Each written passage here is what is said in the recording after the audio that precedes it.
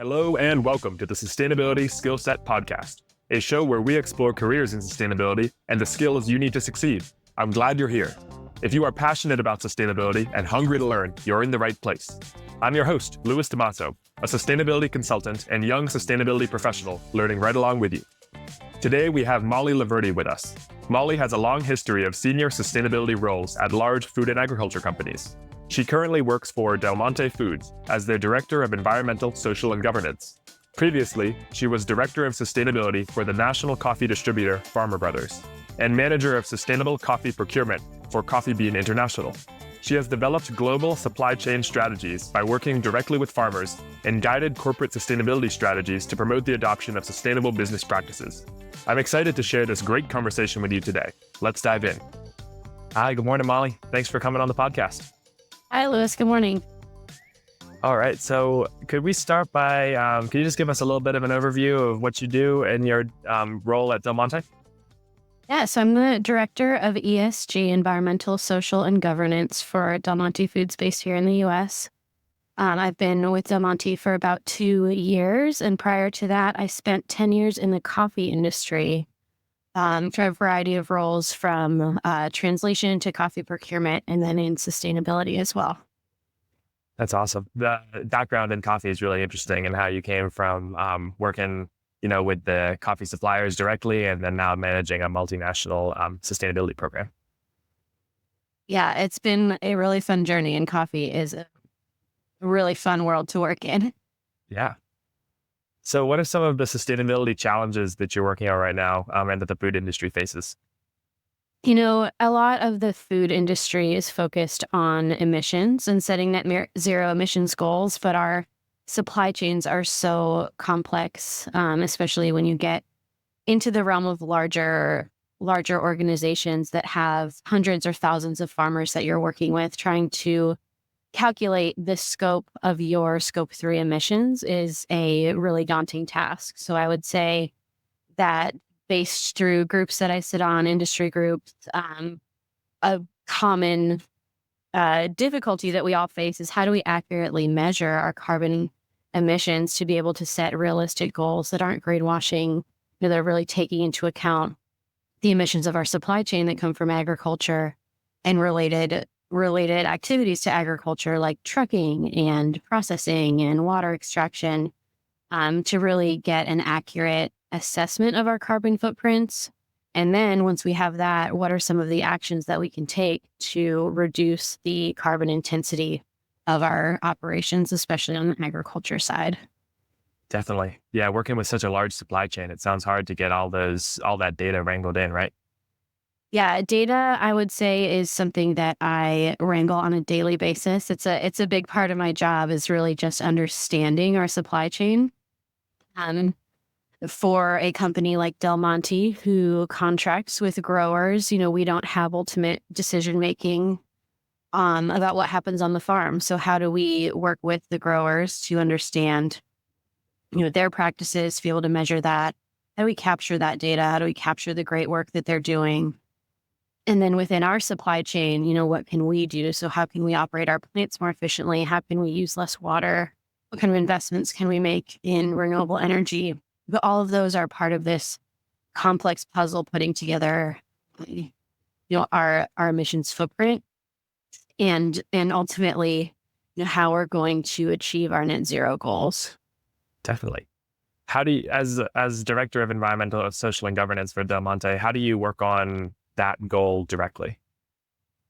Through a very cross-functional approach, which I would think that a lot of sustainability leaders could relate to, is that, we're responsible ultimately for emissions goals and sustainability goals, but those goals really span an organization. So I spend most of my day working cross-functionally with our transportation department, with our agriculture department, with our packaging department, understanding what actions they're taking, what forward-looking projects we may be anticipating in the future, and what's going on right now. And then really convening that group of people to understand what our carbon emissions goals are and what their piece of that puzzle is. So, for example, in packaging, it may not seem like you have a big impact on carbon emissions, but by better understanding their piece of the pie, the packaging department in their conversations with suppliers can start to ask the questions they're going to help us reduce our packaging emissions, for example, and the same thing in transportation or in agriculture. So a lot of education, a lot of convening of leaders, and sharing of responsibilities. I can't ultimately make every single decision for the company. So really being an advisor and an educator so that every person in the organization understands the role that they have to play. Definitely. It sounds like a lot of collaboration and communication is kind of the key skills that you use in your daily job. Is that right? Definitely. I struggle with that personally because I always want to, fix a problem myself. So it's been a journey of learning how to be a better collaborator. But especially in the agriculture sector, our supply chains are so complex. And you can't expect one person to be an expert on every piece of the supply chain. So really learning to trust and lean on your colleagues, Mhm. Deliver the information that they need and work with them to understand how the actions that we're taking are going to impact the company as a whole. Definitely. Do you play a role in continually evolving and kind of setting additional goals, or are those preset and then you're mostly working with people to try to achieve those goals? Goals are definitely a living and breathing moving target for us, and I would say for many. You set goals, you achieve them, and then you set more ambitious goals. I've found throughout my career that the most effective way to set a goal is collaboratively with the ultimate stakeholders who will be responsible for achieving that goal. It's easy for me to say, we're going to have zero emission transportation by 2025. And then our director of transportation will look at me and say, that's insane. Why would you set that goal? That doesn't make any Yeah, sense. The technology doesn't even exist for that to be realistic. So to be able to convene a group, we have a sustainability council where we all agree on goals together. So both, how do those goals as a group reflect our goals as an organization, but also how realistic are the individual goals as they relate to their pillar and the objective that they're trying to achieve. yeah. It seems like the way that you guys approach this is to really bring everyone together and try to get all the different perspectives in the room that could have an influence, and then make the best decision based on all the different factors that could be influencing it. Definitely. I would say that's one thing that I've learned over, 12 years now in the sustainability industry is that you have to be able to collaborate and you have to be able to build consensus. And otherwise, you just will constantly be hitting a wall. Do you have any tips for building consensus if you're in a room with people who might disagree or have different perspectives?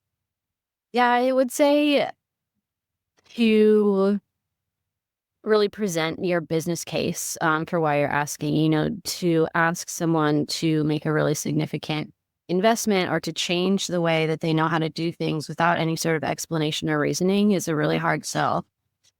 So by contextualizing the things you're asking for, even if it's something as simple as asking for data, by allowing the data provider to understand why I'm asking for a piece of data, how I'm going to use it, and how it impacts our sustainability reporting has been really helpful. It helps them understand, what actual number I need. And it's not just this annoying task that they have to go back in time and look at something.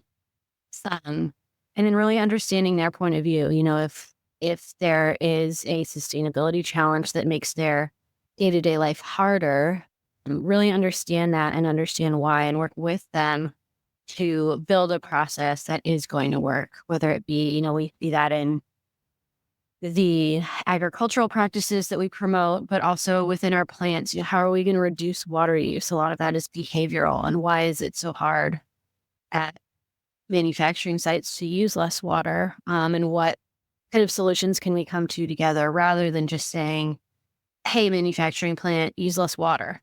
It's so really working with them and diving deep and understanding the business, I think has been the most helpful. Really spending that time on the ground to understand and empathize with other roles. Definitely. Do you find that you are sourcing ideas from some of those frontline workers and from the people on the ground? Oh, definitely. I'm not an expert in anything, but I am a expert in a lot of things as well. But, especially as we get into the specific parts of our business, there's just things I don't know. For example, in sustainable agriculture, I'm not an agronomist and I couldn't say what kind of practice that a grower should be adopting, nor would I ever dare to tell a grower what they should or shouldn't be doing because I'm not a farmer and I'm not an agronomist and I have no authority to speak to that. But I do know how to bring in experts and how to listen to them and understand how certain actions are going to impact our business. Hmm. So that's really the role that I try to take is leaning on those experts who are in the front line and understand their suggestions because they see the detail day to day about how a plant is operating, how a plant is growing, um, and in a way that I can't. And so just really relying on that expertise. Definitely. Yeah. We try to take the same approach with clients in working with the people who are actually in the facility working on these problems. And, they have the best ideas often. And then communicating, like you were saying, about kind of how any work that you ask them to do, like collecting data or making changes, fits into the larger picture is also so important for kind of maintaining that motivation and getting people inspired about how contributing to something larger. Definitely. So we've heard a little bit about what you guys are working on. The Scope 3 emissions and the net zero strategy is a big component of it. Um, I'm wondering if we could dial in a little bit to your day-to-day work life and what your job looks like. And just from a high level, like what do you like most about your job or what do you find most difficult? Oh, great question. I think what I like most about my job is that it allows me to dive into every part of our business. So no day is the same. Even if I'm working on data, one day it's transportation and the next day it's agriculture.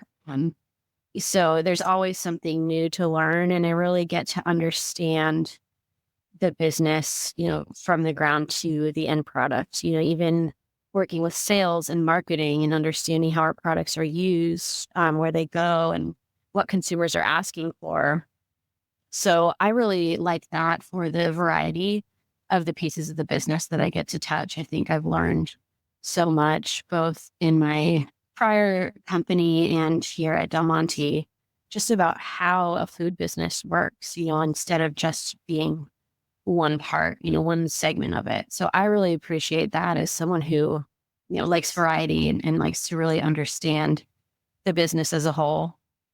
Um, the most challenging part is working for a part of the business that isn't attached to anything else. So, you have a lot of influence to wield, but ultimately others have responsibility for their scopes of work. So, influencing people can be hard, especially if they have different priorities or conflicting priorities or just something else that they're working on that's so important, it can feel frustrating and it can feel a little bit isolating when, I have something I would like to achieve, but it's not at the top of someone else's priority list. Yeah, So that can always be frustrating and learning how to work around those things, learning how to be patient, um, and, building consensus takes a long time and that every day can be tiring. But, in the long run is the most appropriate way, I think, to go about the work that ESG leaders have. definitely. Like you said, making that business case helps, right?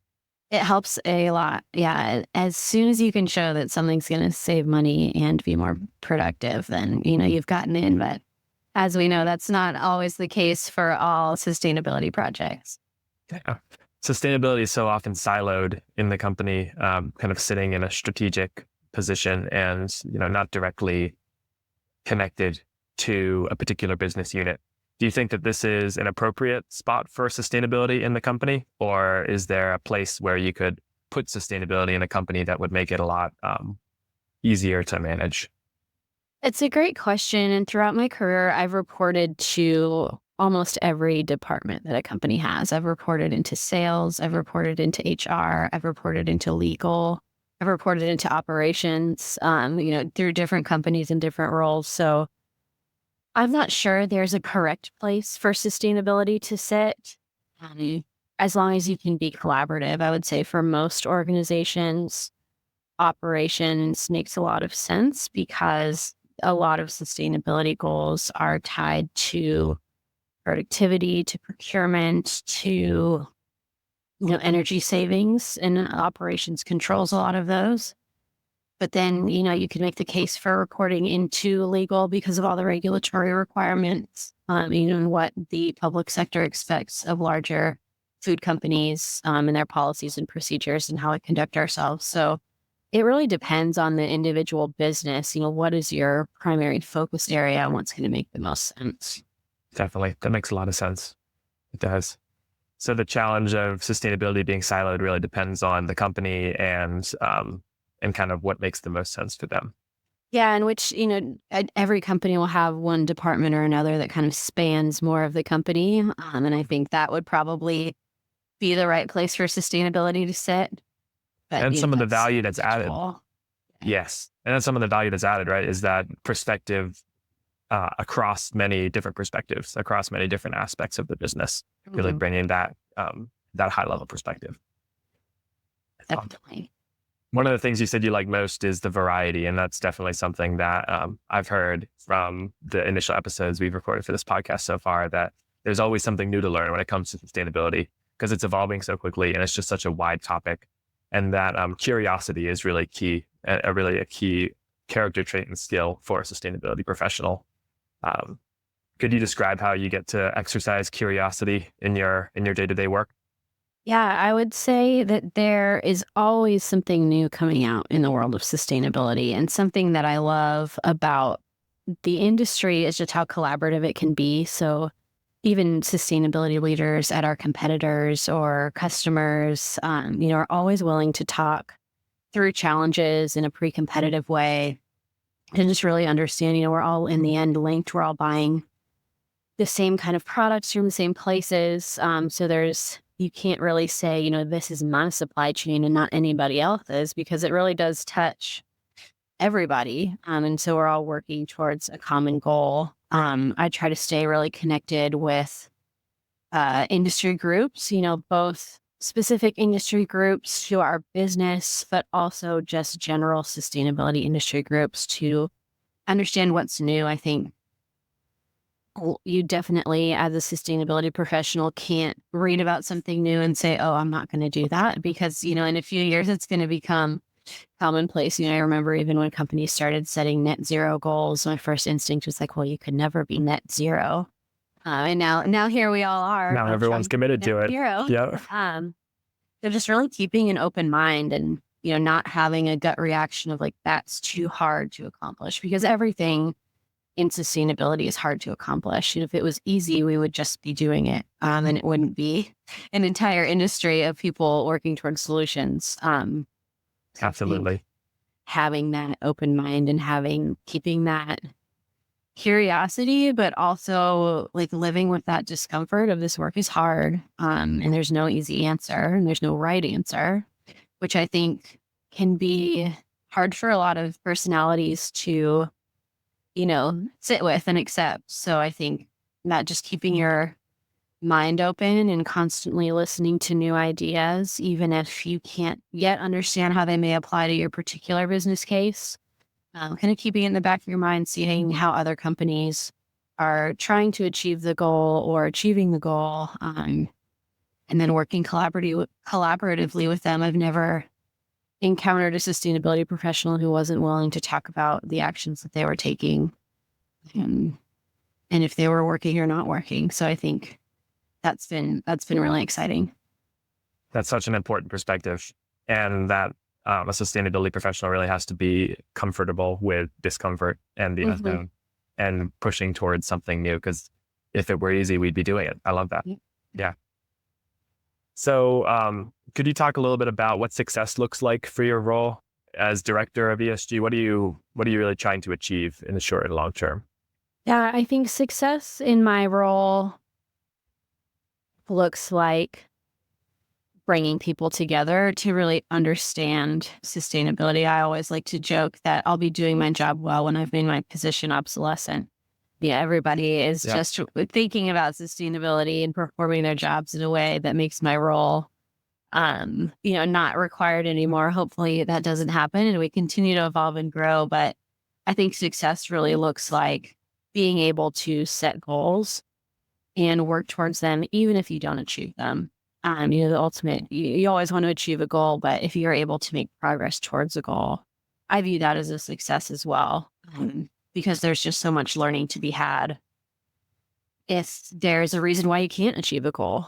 And really coming together and understanding challenges and overcoming them. That to me looks like success. And then for me personally, success looks like getting our leaders in our organization, over different functional groups to really understand sustainability and how it fits in their role so that ideas are self-generated, that people are coming to me with ideas and solutions in a way that feels really collaborative. To me, that's, the ultimate success.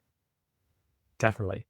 Yeah, we talked a little bit earlier about collaboration and building consensus, and I can see how that helps you get to this, to success, which is, helping set those goals and even potentially making the sustainability department obsolete, but we know that probably won't happen. But so those are great skills, important ones. Are there any other major skills you'd say that are really key to your role? Data and analytics is probably one that that you would think of, and kind of any other skills that you're thinking about.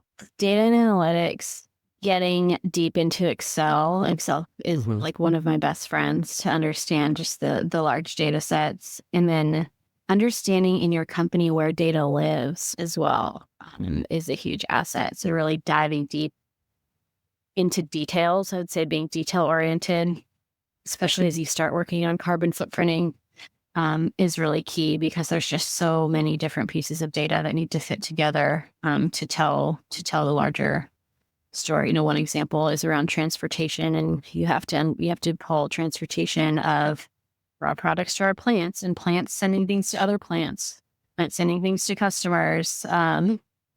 Just every piece of transportation and how it fits together. So it's not just a simple ask. And then I would say public speaking as well. I get asked to represent the company and our sustainability efforts publicly pretty often. And then even just convening groups of people internally. I speak at a lot of town halls. I speak at a lot of departmental meetings. So really feeling comfortable with your subject matter and explaining it in a way that a general population can understand. So translating that sustainability speak into, easier to understand language, I think is a big asset, especially when you're trying to build consensus. Yeah. It seems like there'd be a scale of skills that are required, whether you're a sustainability analyst, kind of at the lowest point, or a sustainability director.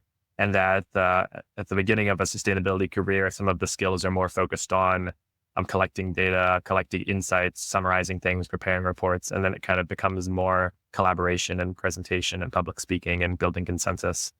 Would you agree with that concept? Definitely. And I would say in the early stages as well, really diving in and understanding different parts of the business, beyond just data collection, is understanding how the company works and why you're collecting a certain piece of data, because you can collect the wrong data and then you've wasted everybody's time. That's right. And that could be why it's so important to really learn a particular industry and find a niche in sustainability as well. Since it's such a wide topic with so many different industries having so many different particular problems, that really understanding one industry, or really understanding even one subset of an industry, would be very helpful in building a good career in sustainability. Definitely.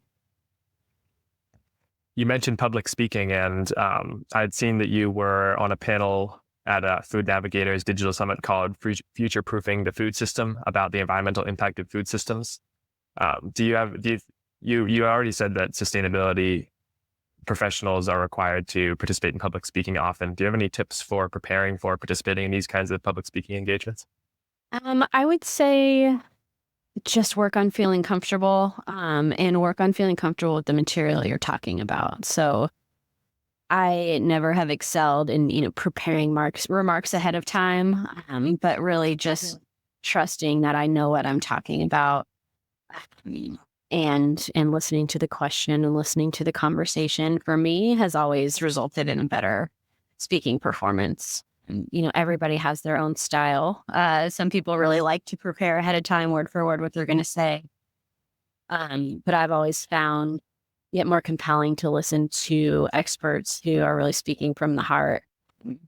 That was something that felt intimidating when I started at Del Monte, coming from the coffee world. I could talk forever about coffee. When I came over, I knew every single thing about the coffee supply chain. And then all of a sudden, I was working for Del Monte and talking about fruits and vegetables, and it felt very intimidating. I was scared I was going to say the wrong thing, just scared I wasn't going to know the answer to something that, prompted me to dive deep into the business, but also reminded myself to just focus on what I know. I know sustainability in the agricultural sector. And just because we were talking about different crops and different supply chains didn't mean that I all of a sudden didn't know anything and didn't know how to speak about the challenges that food companies face.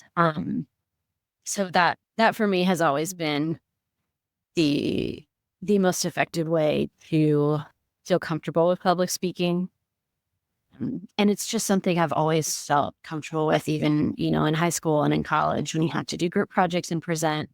I always have just felt comfortable speaking. So it's something that, push through if you're uncomfortable with. It is an important skill.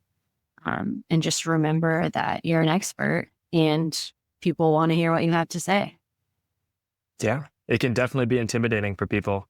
But it sounds like the more you kind of dive into the business, the more you build that base level expertise, the more you can just talk from the heart and really speak to what you know and just not speak to what you don't know.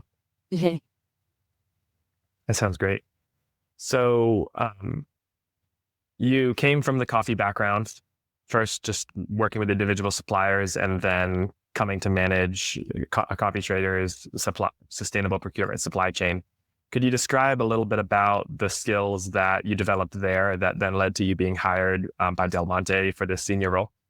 Yeah, I started in my very first role in the coffee world as a translator. My major in college was Spanish literature, and they needed someone who spoke Spanish. So it seemed like a cool opportunity. I had been a barista in high school and college, so it seemed fun to get to go to a coffee farm. And that really led to a career development through, I was the one visiting farms, so why not be the one who was buying coffee? So I became a coffee buyer. Went through the stages to be a certified coffee taster. So I was a coffee cupper and part of our quality department.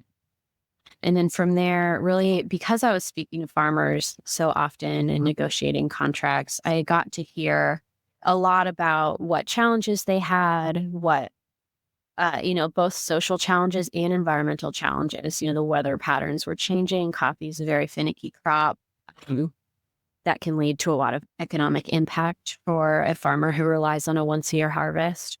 So I was understanding and learning more and more about the complexities of a supply chain and how it can affect your personal life, your economic life, the environment that you live in, and really started getting me curious and passionate about environmental sustainability and social sustainability and justice in those supply chains.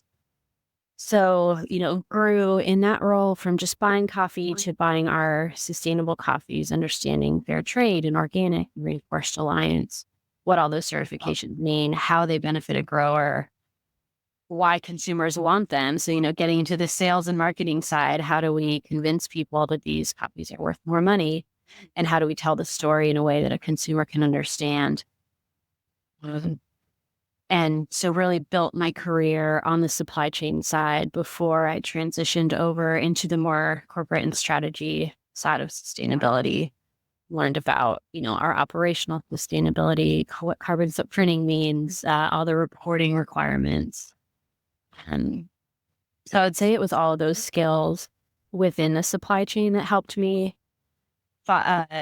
get this new role at Del Monte. Was that, I didn't just have corporate strategy experience, but I really had from the ground up supply chain experience and could demonstrate how I understood how a food company worked and why things are important. I think if you were to just jump into a corporate strategy role, it might be harder to understand why different levers are important as you're thinking about your sustainability strategy as a whole. And I think would be a little bit disorienting, especially if you didn't understand the entirety of the business supply chain. Definitely. The supply chain piece is such an interesting component that you bring up, because I think many people wouldn't always immediately think of supply chain management as one of the most important skills to sustainability, because they think of kind of the real impact and the change within a particular company. But so often a lot of the impacts of a company are in the supply chain. So really managing a supply chain and working with suppliers is such a big component, right? Huge component. And understanding how buying decisions are made. It's not always, even in any company I've worked for, it's never just buy the least expensive product from whatever preferred supplier. There's always more complexity to it. So how can you start layering in some of your other priorities as well as decision making is happening? Definitely. So some of the main skills that support your role are the collaboration and building consensus, the data and the analytics piece, particularly with a detail orientation for doing that carbon footprinting, the supply chain management component, and public speaking, right? Yeah, just a couple of things. Yes, just a couple of things, but to be developed over the course of a career, right? Yes. Yeah, it's definitely a journey, not a sprint. Yeah. I like to remind myself of that, especially when I'm feeling frustrated or feeling like we're not making progress, is that where we are today is so much different than where we were 2 years ago. And having that long-term vision is really what we're striving for. Definitely. Are there any skills that you're currently working on developing for furthering your career? Oh man, we're really deep into carbon footprinting right now. So I have been learning a lot more of the technical side of greenhouse gas emissions reporting, as well as life cycle assessments. So that's been really intellectually stimulating for me. Getting into those details is something I really like, and learning from the consultants that we work with. And then some of the supply chain thing and understanding how we're going to achieve our net zero goals, which involves understanding not just the changes we need to make internally, but the changes that will be happening around us in the industry. For example, in waste processing, what's happening in the recycling industry. It's not, if you just say, we're not going to use plastics anymore. Well, steel is much more carbon intensive than plastic. So that has a different impact on your company. Steel and glass are much more carbon intensive to produce. But plastic is also not great, even though it's less carbon intensive. So, and those are some of the kinds of insights you would only get from performing a detailed LCA, right? Yeah. To really understand the full life cycle of a material. Exactly. So really diving into what the world is going to look like in 2030 and 2050, and how, a company like ours would interact with the new regulatory environment and the new, operational environments that we live in. For example, a piece of carbon footprint for a food company is the consumer's use of the product. So if consumers in their homes start using more electrical appliances and our grid becomes more green and it relies more on solar and wind energy, well, there's a huge piece of our carbon footprint that we're not ultimately having an impact on, but is having, a downward trend. So understanding how the world is interacting with our supply chain. There's sort of some of the next steps that we're looking at. There's that supply chain management piece again. Yeah. That's great. You had received an MBA on sustainable enterprise from the University of North Carolina. And I was wondering if you could speak a little bit about how that's been an asset for you and how you use that in your role today. Yeah, I went back to school in 2018. It had been, 9 years since I had graduated undergrad, and was really just looking to gain some of the skills that I felt were important in the business world. It's definitely clear to me that I was going to continue in corporate America. And so I wanted to gain some of the skills in my undergraduate degree, which was very qualitative focused. I wanted to have, further some of my more quantitative skills. So the MBA program really made the most sense to me, but I was uninterested in like getting an MBA in accounting or something, something. Yeah. I wanted it to still be related to what I was passionate about and what I was doing. So the program at UNC Chapel Hill really spoke to me and put a lot of focus, even through all the core finance classes and accounting, how can I use these skills to make my business case and understand how to speak to COOs and CFOs in their language so that I can bridge that gap between, talking about just sustainability and talking about sustainability in a way that a finance professional will understand. So for me, those skills were invaluable. I loved being back at school. It was, just something different than what I did. I continued to work while I was in school. So I did both full time, which was a lot, but got through it really quickly and graduated in 2019 with my MBA. And I think it definitely helped advance my career. I think it helped me get my next position here at Del Monte. And just in the conversations I have every day, understanding the business perspective and really being, feeling really concrete on speaking finance speak or speaking accounting speak has really been invaluable. Definitely, yeah. The making the business case and being able to speak to senior leaders about sustainability in business language must be such a important component of building consensus, rather than just coming to it from the environmental perspective or from the reasoning that doesn't get to the heart of the business. Definitely, yeah, I definitely agree. Yeah, and it seems like sustainability professionals are all learners. Yeah. Everyone who mentioned going back to school is like, oh, I want to learn more. It was great to go back to school. It sounds like you're similar, and you got to be. You're staying curious and continuing to learn about sustainability in different industries.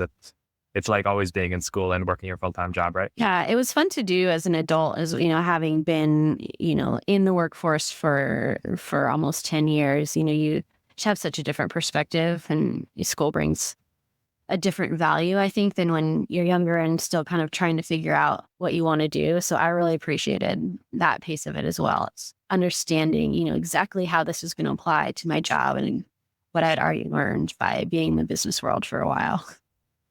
Yeah. Could you speak a bit about how that work experience you had already had contributed to your experience with the MBA program? I just found it so easy to relate to business cases or talking about even something like an accounting measure, to be able to think about the company I currently worked at, being able to contextualize like, oh, this is what this would mean at Farmer Brothers. And just made it so much easier to relate rather than these concepts being, just kind of theoretical academic concepts, to really be able to understand and contextualize how they would help me in my day-to-day work. And just made learning about them much more compelling for me. Do you think you would have gotten as much out of the MBA program if you had not had some experience in the workforce prior? Probably not. It's so hard to say because I didn't go back to, I went straight into the workforce after my undergraduate degree. But I can say that early on in my career, I had no interest in an MBA. I thought, business was boring, and what a boring degree to get. So I think, that time really allowed me to understand what kind of degree was going to be useful to me and what kind of degree I really wanted to pursue. That makes a lot of sense. I had a very similar experience studying environmental science at first and thinking about the environmental component of sustainability and being really passionate about that. And then joining the workforce and finding the need to communicate all those passions in business language. Otherwise, it just wouldn't have an impact. So having to kind of stumble through accounting and stumble through, the cost of sustainability and the financial benefits and things like that. So I can see how the MBA would be very valuable in that sense. Yeah. Yeah. I'm definitely glad I did it. Yeah. So your first job was a translator for a coffee roaster, and now you're director of ESG for a large food company. Could you talk a little bit about kind of how you made that shift and how somebody who's currently working in a role that's not necessarily sustainability focused can try to make sustainability more a part of their daily role and eventually even maybe get a role that's dedicated to sustainability? Yeah, I would say, keep stay curious. My first role as a translator had nothing to do with sustainability. It wasn't something that I had thought about as a career. I didn't study anything related to, what people would consider sustainability sciences, Spanish literature. Um, Yeah. but I just stayed really curious in the roles that I had and wanted to learn more beyond just what I was tasked with doing. If I had just been tasked with translating, and didn't, try to dive deeper into understanding the realities and complexities of what it meant to be a coffee farmer, I definitely wouldn't have started down that path of coffee procurement and coffee supply chain that ultimately led to sustainability. So if sustainability is something you're passionate about, even if you're in a role that doesn't have anything to do with sustainability, be curious about how you can apply those concepts. I mean, I work so cross-functionally with every department in our company. So I've brought people into the fold. We have an engineering specialist now who's dedicated to energy savings projects because I was working with him on something else and he had a passion for sustainability and he was really helpful. And, we were able to kind of bring him into our department because he showed that willingness and that passion about wanting to work on energy savings projects. He was a general engineer for a site, working on a lot of things, but just his curiosity and his passion made it so obvious that he would be an asset to the team. So even if you're in a role that doesn't feel like it has to do with sustainability or relates to sustainability, remember that our jobs as sustainability professionals are so cross-functional and we need help in every single department. Even if it's data collection, even if it's an analyst or an accountant or, someone who knows how to pull information out of our company systems, those are the kind of people that when they're passionate and hopeful and, want to work with us, it's really easy to identify, who wants to work in sustainability. So I would say, practicing just incorporating sustainability into your day-to-day job, even if it's not something that's part of your goals or, part of your role description, it'll always be really obvious who we want to be working with in different departments. It sounds like you really are open to ideas from all kinds of people, even if their job isn't focused on sustainability, even if they're in operations or in finance or working in marketing, that those ideas are all valuable and should be brought to the table. Definitely. It's such a isolating role if you don't really embed yourself with all the different departments. So having those allies who can help you push priorities forward, can help you push your agenda forward, especially in departments that are feeling a little bit more difficult. I think that's really what I'm looking for as we look to expand our team is who's passionate and who's going to help move this work forward in innovative and interesting ways. Definitely. That's good news for somebody who doesn't work in sustainability currently, but wants to. Definitely. And then I would say once you start working in sustainability, even if it's as an analyst or maybe not in a corporate strategic role, is don't lose sight of what you're really passionate about because there's a lot of different paths you can take. So if you hate data collection and, makes you want to scratch your eyes out, don't pursue that. Don't pursue reporting as the thing that you're really good at or, have a specialty in. But, there's so much opportunity. Even when I was looking for new positions, I was focused on food companies because I'm passionate about the food supply chain. But I was qualified for roles in all sorts of industries, in the telecom industry, in the apparel industry, as, fit the requirements for the roles that they were offering as well. So it's not out of the question to make a career jump or an industry jump, if that's something that you want to do as well. If you're, really focused and a specialist in a field like reporting or supply chain or compliance, you can make a jump to a different industry if you really want to. That's inspiring. It is.